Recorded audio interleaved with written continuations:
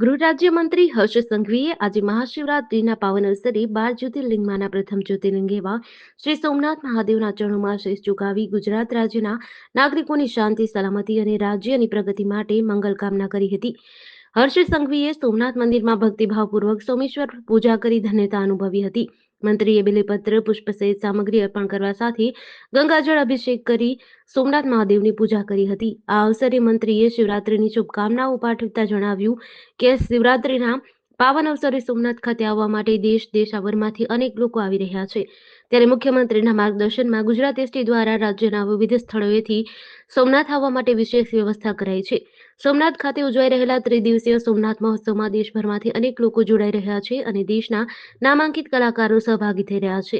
ત્યારે સોમનાથ દાદાની અસીમ કૃપા ગુજરાત પર જળવાઈ રહે તે માટે આ પ્રસંગે સંગઠન મહામંત્રી રત્નાકરજી, ધારાસભ્ય ડોક્ટર પ્રદ્યુમનભાઈ વાજા, ધનરાજ નથવાણી, જિલ્લા કલેક્ટર દિગ્વિજયસિંહ જાડેજા, જિલ્લા પોલીસ વડા મનોહરસિંહ જાડેજા, સોમનાથ ટ્રસ્ટના સેક્રેટરી યોગેન્દ્ર દેસાઈ વગેરે ઉપસ્થિત રહ્યા હતા. ગુજરાતના સૌ નાગરિકોને શિવરાત્રિની ખૂબ ખૂબ શુભકામનાઓ. આજે સોમનાથ દાદાના દર્શન કરી રાજ્યના સૌ નાગરિકોની સુખાકારી, શાંતિ, સલામતી બની રહે તેવી પ્રાર્થના કરી પૂજા અર્ચના કરવાનો અવસર મળ્યો. આ પ્રથમ જ્યોતિર્લિંગ આપણા સોમનાથ દાદાના દર્શનાર્થે આજે લાખો ભક્તો દેશભરમાંથી પધારી રહ્યા હોય છે.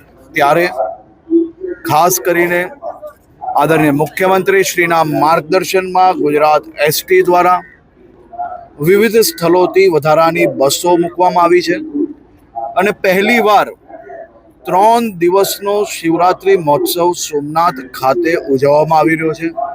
ખૂબ મોટી સંખ્યામાં ભારતીય લોકો આ ઉત્સવમાં જોડાઈ રહ્યા છે.